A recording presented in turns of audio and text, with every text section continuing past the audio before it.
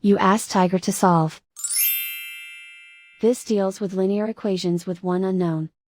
The final result is x equals 6. Let's solve it step by step. Simplify the expression. Expand the parentheses. Simplify the arithmetic. Group like terms. Combine like terms.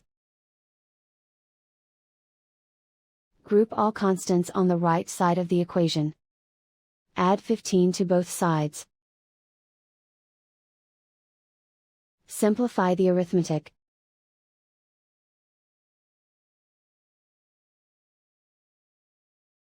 Isolate the x. Divide both sides by 7. Simplify the fraction. Find the greatest common factor of the numerator and denominator. Factor out and cancel the greatest common factor.